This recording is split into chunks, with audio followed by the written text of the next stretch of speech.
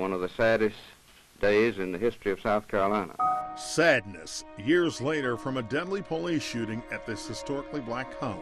It was so scary that night. All the phone lines were cut. There was no outside communication. The violence that started at this bowling alley blocks away later landed at a state university. We didn't have anything to make them fear for their lives back then. South Carolina State College remains closed today following last Thursday night's bloody battle in which 3 Negroes were killed and 36 others injured in a fight with police. Well, I found double-aught buckshot across the street here the next morning. Ultimately, the cops were charged. They came out there with the weapons for killing. The verdict didn't rest well with families feeling a sense of loss. I experienced confusion. I experienced, being upset. One former governor still isn't satisfied with the outcome. I don't think we ever had a complete accounting for what happened. A half-century later, this fight for civil rights has pages and years of unfinished business. Nothing has been done to change what had happened on that day. The names of the dead and injured are firmly etched into the landscape of this college. And what happened here at South Carolina State University in some circles has been forgotten, discounted, and pushed to the side. Hello and welcome, I'm Steve Crump. Observers have said that February is the shortest and coldest month of the year. But February of 1968 brought sweeping changes to this campus and community of 13,000. For one group, it was about inclusion and full citizenship. Those on the other side hope to maintain the status quo through forceful control. At the end of it all came bloodshed, blame, and no turning back from a series of events that has many questioning what happened in Orangeburg 50 years later. Meaningful symbols and frozen moments standing near the South Carolina Capitol applaud struggles, sacrifices, and individuals influencing and impacting the course of American history. Clearly and obviously absent from such a revered place of honor that brings recognition to this state is any mention of the racially charged skirmish that unfolded during 1968, which took the lives of 3 black students. Orangeburg Massacre is a truly important story because it's not known. It's less known than some of the others, but it's certainly not the only one. People in South Carolina wanted to forget it rather than to try to gain some understanding from it. Comprehending what happened 50 years ago at what was called South Carolina State College means coming to grips with other tragedies deeply etched into the American civil rights timeline. In Mississippi, individuals violently losing their lives include 15-year-old Emmett Till, civil rights workers Andrew Goodman, Michael Swerner, and James Chaney, along with state NAACP Field Secretary Medgar Evers. Alabama is widely known for the deaths of 4 young girls from Birmingham 16th Street Baptist Church. Jimmy Lee Jackson and Viola Liuzzo both connected to the Selma to Montgomery voting rights effort, and Memphis, Tennessee will be eternally remembered as the place where Dr. Martin Luther King Jr. spent the last day of his life. Some people sacrifice a little bit more than other people. Nevertheless, they sacrifice. 80 miles east of Orangeburg, 9 African Americans were fatally wounded by convicted killer Dylan Roof inside of Charleston's Mother Emanuel Church in June of 2015. That crime was a gripping reminder of what happened decades before at the state's largest historically black college, which is now called South Carolina State University. You could not believe that something like that would happen on the campus. The environment in South Carolina during the 1960s was less than inclusive across the state where local lawmakers marched to their own beat. Case in point, not long after lunch counter protesters in Rock Hill, South Carolina during 1961 were arrested but behind bars and pioneered the jail no bail concept, the Confederate flag was raised atop the State House dome under the watch of then Governor Ernest Fritz Hollings, whose stern message for civil rights protesters was anything but polite or progressive. We also know that regardless of intent, There can be no point or any further incidents or demonstrations other than to breach the peace and cause violence. This we will not tolerate. Another factual example comes from the reality that 7 years earlier, in 1954, the U.S. Supreme Court ordered the integration of our nation's schools in the famous Brown versus Board case. The path to the High Court originated in Clarendon County, South Carolina, as Briggs versus Elliott.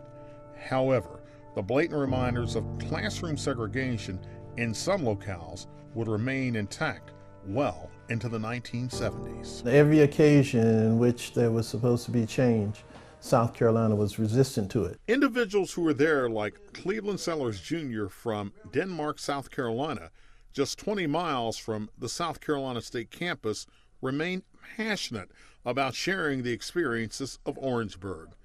His extensive civil rights record includes being an organizer with the Student Nonviolent Coordinating Committee, known as SNCC, but also working with Dr. Martin Luther King Jr.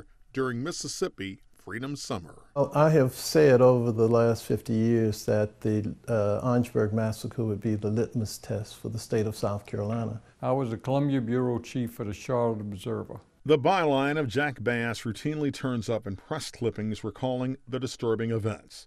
Along with the late Jack Nelson, Bass penned the definitive narrative detailing the days of terror. Its title, The Orangeburg Massacre. And it is the most unknown story of the whole civil rights era. It's very unusual that much of a tragedy would not have more national or international interest. Adding visual context and perspective was photojournalist Cecil Williams, an Orangeburg native. His images in self-published works such as Orangeburg 1968 detail what happened before and after the fatal shots were fired, and Williams also photographed Henry Smith, Samuel Hammond, and Delano Middleton for their school yearbooks weeks before they died at the hands of the South Carolina Highway Patrol. It's all here and it keeps coming back to me. And I still find myself being depressed sometimes. Students who survived a half-century ago are still asking why. I remember walking around campus like, what in the world has happened? There was no counseling. So many people are gone now, and records aren't there. Politicians are among the curious seeking answers. You cannot pretend things didn't happen. These things happen. And people often say that things happen for a reason. Reasons remain perplexing for those who are missing loved ones like Alonzo Middleton. His uncle, Delano Middleton, was one of the three who lost his life. He was probably the last one to get picked up and taken to emergency.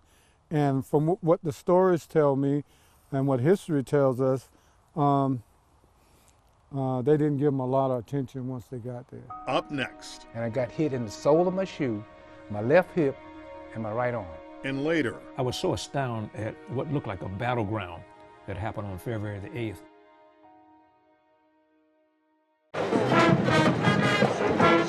Celebrated Pageantry showcases the annual fall ritual of homecoming activities at South Carolina State University. Vibrant marching bands come with swagger. Crafted barbecue appeals to the senses. And you can't forget about gridiron competition, adding to the environment of such a festive tradition. On college campuses like SC State, Hell Week is part of the Greek experience, but attending classes here during 1968 brought a different kind of Hell Week. There was a time when I wouldn't talk about it because of the feelings that you have that are generated. It is our intention to make all the facts, in this case public. The state's governor, Robert McNair, dispatched upwards of 1,000 National Guardsmen to back up more than 100 South Carolina highway patrolmen. Their presence fueled a sense of uneasiness never before seen or felt by this college community. On the 6th day of February, a slow-burning fuse was lit. The bowling alley was the subject of most of the ruckus. And on Tuesday night, there was a confrontation at the bowling alley and a bunch of kids got beaten up and so forth. Once illuminated by bright neon, today, remnants of the all-star bowling lanes barely exist on life support. Moments of painful bloodshed and abject brutality unleashed in this parking lot will always be remembered as a town's tipping point. We were young African Americans trying to get an education. We were trying to do the right thing. 4 years earlier, the Civil Rights Act of 1964, signed by President Lyndon Johnson, was designed to wipe away decades of legal barriers. Segregated lunch counters in places like Greensboro and Charlotte, North Carolina, were open to all in 1960. But a bowling alley was covered because of the snack bar.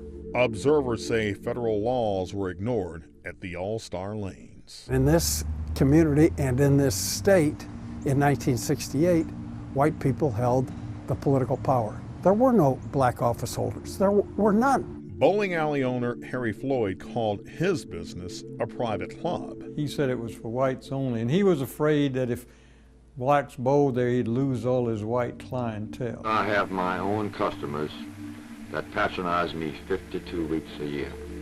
They support me year in and year out. I need no other business. John Stroman will never let go of Harry Floyd's punitive words. Y'all can't come in here. That's where we already in. Having bowled competitively in other cities, Stroman and a handful of students went in through a back door. Everything we touch, they put in the trash. The salt shakers, the peppers and everything they threw in the trash. Several demonstrators faced trespassing charges, and lending a hand in the protests were students from neighboring Claflin University. On Tuesday night, February 6th, administrators from South Carolina State went to All-Star Lanes calling for calm. Minutes after this particular picture was taken, someone accidentally broke a window in this mall, and everybody started running. The push of the crowd is what broke that window. I want to make that clear because I was right at the front of the bowling alley when that happened. Sophomore Emma McCain survived a bludgeoning beatdown. I know on each side there were officers and I was being beaten. And when you're beaten, I don't guess you can recall the total picture. But it was very, very traumatic for me. But to come here to rural South Carolina and see it in a small town. A pregnant woman falls to her knees near the bowling alley here, and two Orangeburg city policemen, for no reason other than the fact that she had happened to fall, began clubbing her. And I looked back. I could not take a picture because I too was running away from the scene. It's like they were trying to teach me a lesson for being there. You know, don't come back kind of thing. No violence to speak of on Wednesday, February 7th. That date marked the first of several student protests carried out at the South Carolina Capitol. Students had been hosed, beaten earlier in the week. That was state violence, that was state hatred, and the rest of that, all tied together. Do you have any idea of how much longer the National Guard will remain in force in Orangeburg on duty? Well, certainly there'll be guardsmen within the city for several more days. The state made it clear a strong presence of law enforcement remained in the city days after the shooting, with highway patrolmen and sled agents. Squarely in the eye of the storm was Governor Robert McNair, who signed off on what's been called a heavy-handed response. Governor McNair at the time was just totally insensitive to what we were experiencing. I think his attitude was, well, they got what they deserved. Insensitivity, according to the critics, launched aggressive action. Army tanks, and they stationed them in front of the campus. It was martial law. You saw all of the military tanks surrounding the campus. Just like you see on television now. You thought you were in a third world country. The smoldering fuse lingered for another 2 nights before sparking into full-blown combustion at 10:30 p.m. on February 8th. I could look to my right and I could see these policemen with the helmets, and they had guns in their hands. What Cleveland Sellers and others witnessed were members of the Highway Patrol taking positions near the campus entrance along US 601. The orders were simple. Don't let the students leave the school. The great fear was that they would go down to the town of Orangeburg across the railroad tracks from the college and do some damage. Loud protest on that Thursday night continued near the SC State campus when students burned banisters and wood from a nearby abandoned house. But it was still smoldering on into the evening. Photographer Bill Barley captured the images of what students described as a bonfire. And then the Orangeburg Fire Department came over there and put it out, but it continued to smoke a little bit. Tensions went over the top when a law enforcement official was hit in the face and bloodied after a blunt object was tossed by a defiant student. This is where the massacre happened. On the night of February 8th, the highway patrolman came up the embankment onto the campus and without warning fired into anywhere from 100 to 200 plus students. People say, well, it was just 8 seconds, but it sounded like 8 hours. Probably another second because of the time to pull the trigger. I was shot in the left shoulder that night along with the others. I was hit 3 times and didn't even know I was hit.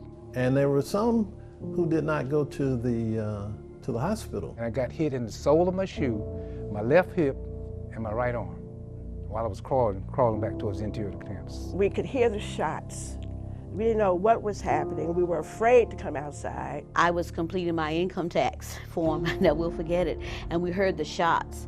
And because we were afraid to go outside, when we looked outside, we saw males just crying in the streets. And then cars came through, as it turned out, carrying some of the wounded out the back entrance to the campus to the hospital. The infirmary was just overwhelmed because you had so many victims. The old segregated hospital is where one mother said her last goodbye to a dying son. I was asleep, and when my grandmother came back from the hospital, I could just hear this piercing, moaning, crying going on. Alonzo Middleton's uncle Delano Middleton attended Wilkinson High School in Orangeburg. He was visiting the campus and faced the same gunfire that took the lives of state students Henry Smith, known for his commitment to civil rights, and Samuel Hammond, who was a member of the college's football team. I remember the night like yesterday's night. Cleveland Sellers was rounded up by investigators while getting his wounds treated. I was arrested for 5 felonies, including assault on a police officer with intent to kill, and breaking and entering, arson, and you name it, burglary, grand larceny, and all the rest of it. And ride, one count of rides. They put him in a highway patrol car and was going about, I think, about 90 miles an hour. It may have been only 85.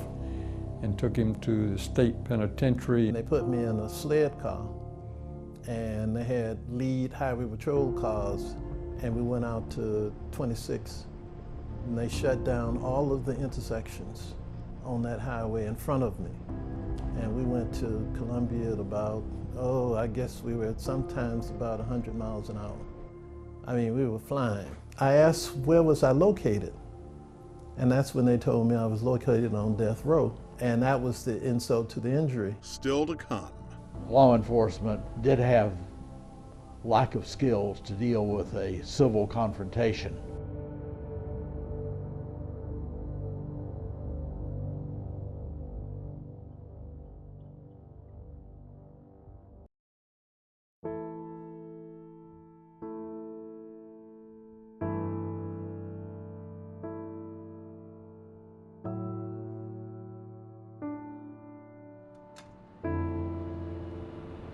The next morning, to come out and see all the blood was devastating. What happened the night before brought heartbreak and a flurry of front-page headlines describing troubling accounts regarding the dead and injured. It was chaos, terror, chaos, fear, bloodshed, violence, all at the same time. Dr. William Hine was one of just a few white faculty members at the school in 1968 and recalls being on the yard as tempers boiled over. It was an absolute injustice, an absolutely unfair series of events that took the lives of 3 young men. We had a very critical situation, And the response on the part of the state of South Carolina and the state law enforcement in South Carolina was to use physical force, as much lethal force as you could possibly use to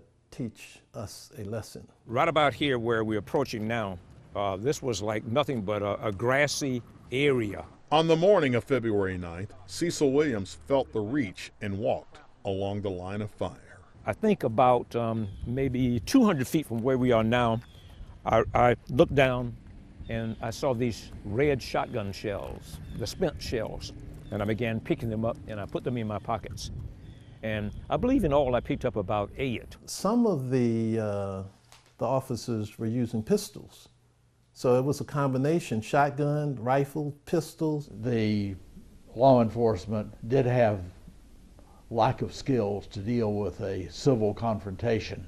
They were all trained in criminal work. I just fell on the ground and started crawling because I knew that as tall as I am, 6'2½", that I could not be, they couldn't miss me. The actions leading to the 3 deaths and the numerous injuries came only after an extended period of sniper fire from the campus, and not until an officer had been felled during his efforts to protect life and property. Students who were there still disagree with the governor's account. We were obedient to authority. And so there were no guns, the intent was never to be violent at all. When we come back, it's an important lesson learned that we need to be reminded of. You're watching Orangeburg 50 years later.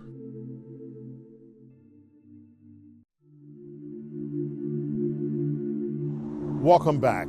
It would take 32 years and a new century before this placard would go up pointing out where the shootings occurred. It is one of the few acknowledgments by the state of South Carolina connected to a tragedy where the wounds remain tender. A routine sense of normal did not return to South Carolina State with any urgency in the weeks and months following the 1968 shootings. Deep-seated emotions of pain, anger, shock, and disbelief consumed the campus for quite some time following the deadly violence. I mean, you could not believe that something like that would happen on the campus. I mean, young men came running, terrified. How can you treat innocent kids as wild animals? By shooting them down indiscriminately. In 2018, yellow tape and evidence markers detail where spent ammo is found at the scene of shootings. They offer reference points as a means of discovering the truth.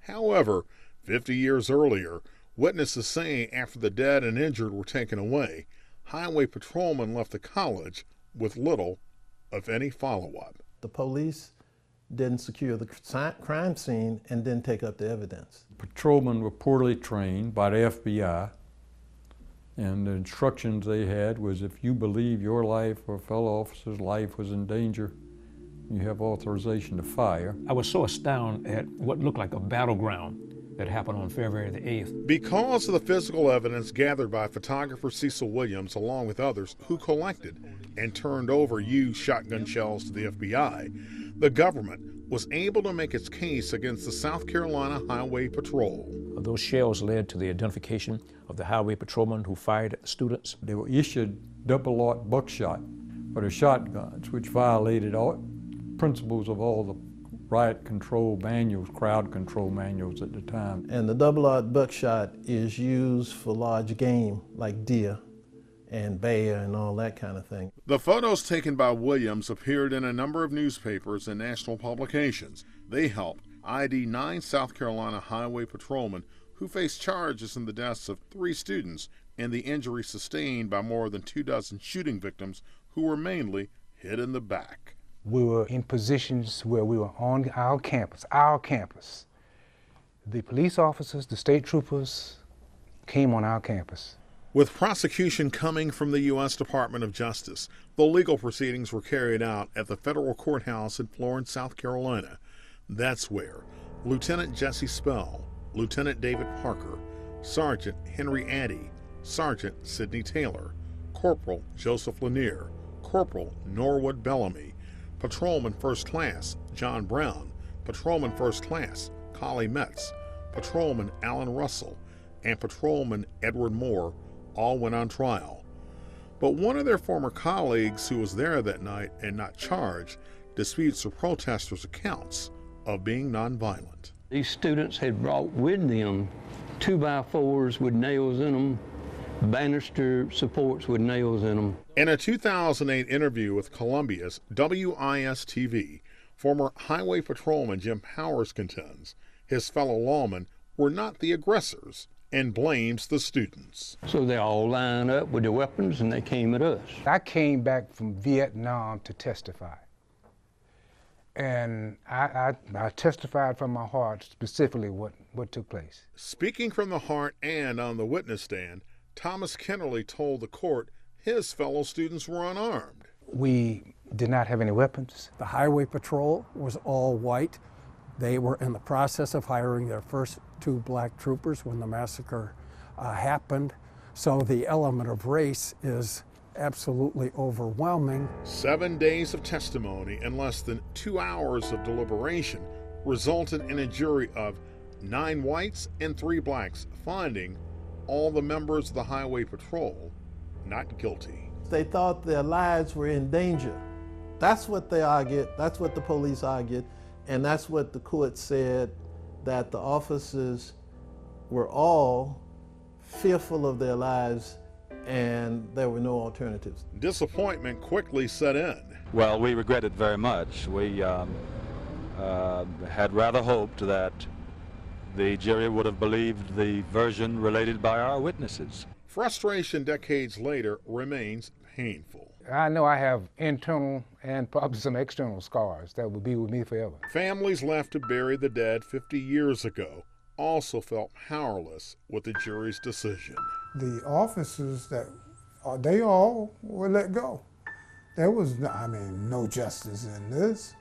It was senseless. There was a time when I wouldn't talk about it because of the feelings that you have that are generated and the level of trust that you do or do not have, because it's always back there. I never expected really the verdict to come out with no one charged with being guilty to killing the students or shooting the students.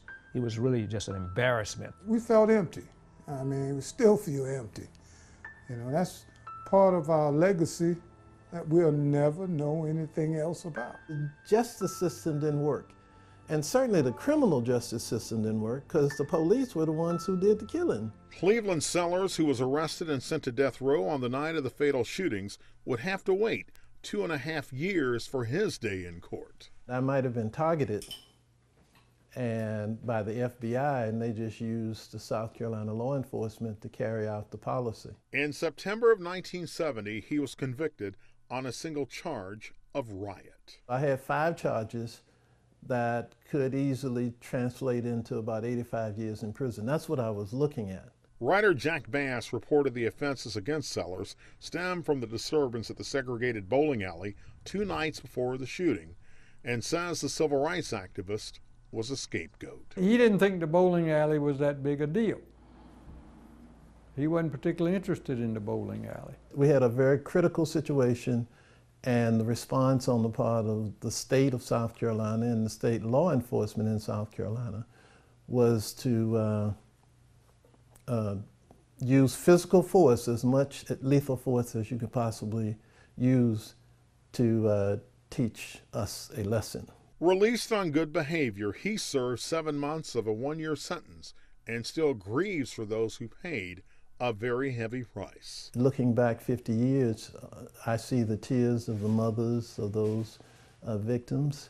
I see the tears of the families of those who were wounded and injured and had other kinds of issues that came up as a result of that. And I look at my own sacrifices that went along with that. His family suffered, he suffered. His son, Bakari Sellers, feels the same way. My father wasn't supposed to be on campus that night, on February 8th.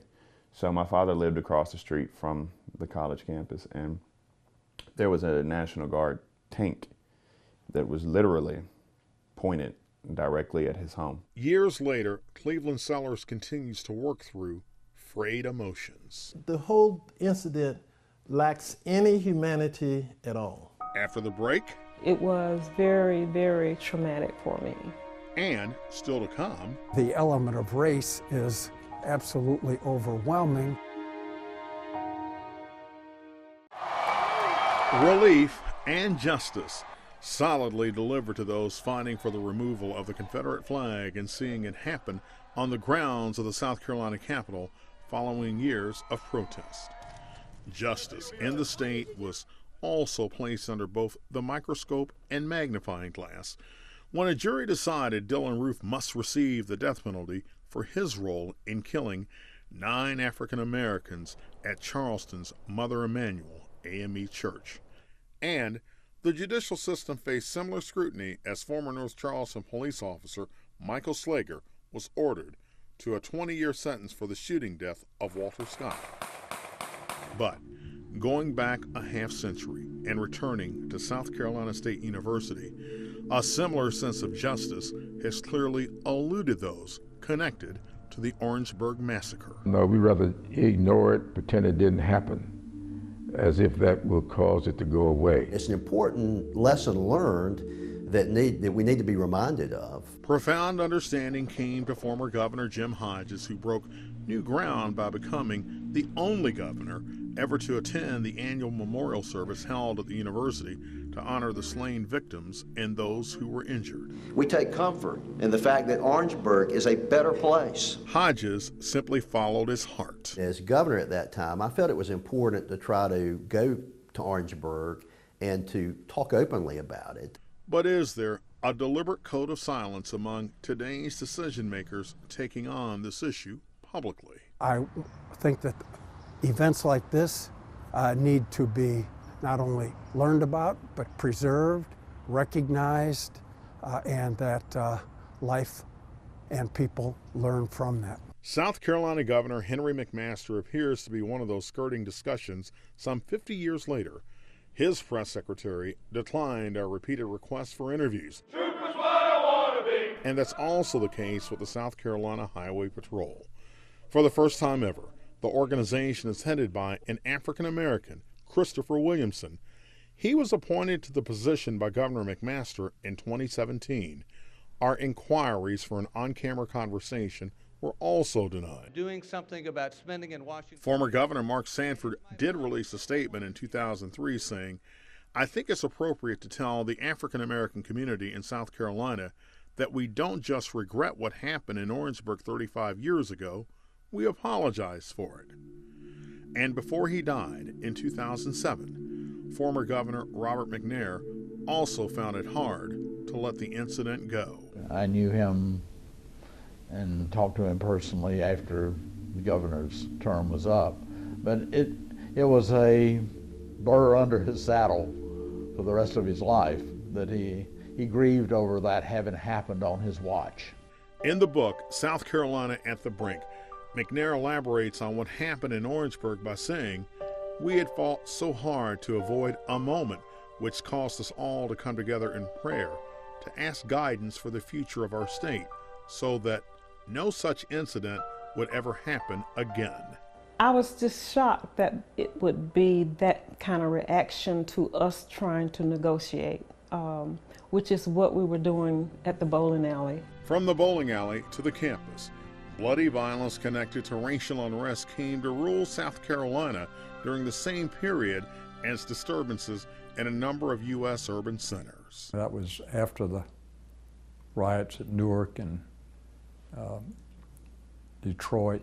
Rioting in Newark and Detroit claimed 70 lives during 1967, but 2 years after the trouble at South Carolina State University, deadly violence erupted at other college campuses. And Kent State was 2 years later. Right after Kent State was Jackson State. 4 died at Ohio's Kent State University during May of 1970, and 11 days later, 2 students were shot to death at Mississippi's Jackson State University. The state of South Carolina has not been willing to really confront the story and make its own investigation and own report. And maybe a reinvestigation should be in order. Calls for a new probe have fallen upon deaf ears in the South Carolina legislature more than once. Back in 2007, House Bill 3824 would have allowed a special panel to investigate the shootings. I would assume it would be a gesture worth investigating and looking at. The legislation gained little traction, and one of the sponsors of the measure back in 2007 was a former state lawmaker by the name of Bakari Sellers. But the political reality is that's not something that would happen with the leadership we have today. Not even 2018 is 50 years, but 2018 is still an election year in the South. There are many things people can do to set things right. I mean, you can't erase what has happened, but you can reframe those things in such a way that people might feel the benefit of that experience. And I certainly would be open to taking a look at those things. Former Governor Jim Hodges is among those hoping the issue will be revisited. You've got to have accountability. You have to have a true independent study of what happened. And in my judgment, there still are a lot of unanswered questions about what occurred on that day. And at the end of the day, there were lives that were lost. And the wounds that we may not ever know about are still there. It was very, very traumatic for me. And when I think about it, I tear up. I know I have internal and probably some external scars that will be with me forever. Individuals connected to this campus still wrestle with what they see as unfinished business. It is a similar feeling shared by those with relatives whose lives were cut short. It leaves you with a bad taste in your mouth. Part of that bad taste is connected to at least one of the highway patrolmen on this list of troopers found not guilty.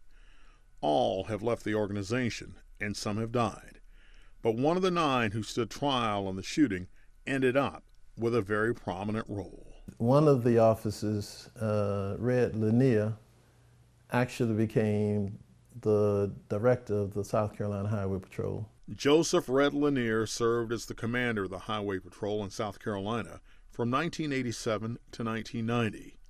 He, too, did not respond to our request for an interview. I don't think that the state of South Carolina is going to make any effort to get to the truth after 50 years. For those with deep ties to this university, such a perceived disconnect from current state officials amplifies the pain. And it was an absolute injustice, an absolutely unfair series of events that took the lives of 3 young men. More from the survivors. We just cried, but we stuck by each other. That's when we're back with the final segment. You're watching Orangeburg, 50 years later.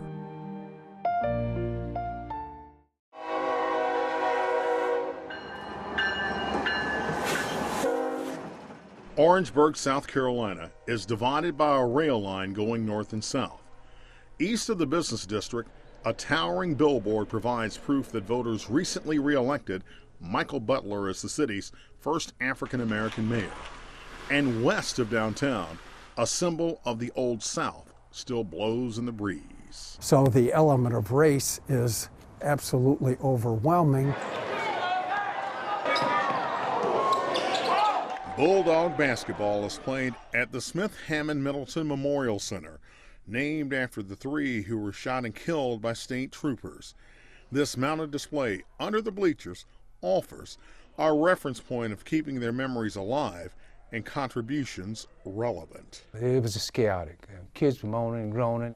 We just cried, but we stuck by each other. It's a devastating way to die. Today's students proudly stand on the shoulders of those denied opportunities of equality. They weren't welcomed in the place that they wanted to enjoy like everyone else just because of their color and of their race. What can you see that's going on historically today? That's not to say that the event could not happen again. Students here pursuing degrees are required to enroll in a course titled University 101. Part of the curriculum means grasping the gravity of what unfolded near their classrooms. Governor Jim Hodges presided over a ceremony held to commemorate the tragedy, and 8 of the injured from that day were in attendance. Every February 8th, a special service pays homage to struggle, sacrifice, and courage. Now, one of Capitol Hill's best-known congressmen feels it's finally time for South Carolina to mend broken fences and hurt feelings. Take ownership for what was a real bad situation and see, can you do something positive about it? What I would like to see happen is for a special counsel to be appointed by the next governor and let him make his own independent report. Such a report in 1968 may have mentioned how grieving students carried out protests and kept their cool through peaceful action. Because in the 21st century, rioting in places like Charlotte demonstrates what can happen when tempers go to the extreme after police-related shootings. Following the death of Keith Lamont Scott, public demonstrations resulted in violence and vandalism. This kind of massacre actually occurs, and nobody is really, from the state, is really concerned about the injuries that were inflicted and the killing that was inflicted on a whole entire community. Activist Cleveland Sellers Jr. was the only person who served any prison time connected to the events in Orangeburg. Years after his sentence, he would receive a full pardon and later become the president of Voorhees College in his hometown of Denmark, South Carolina.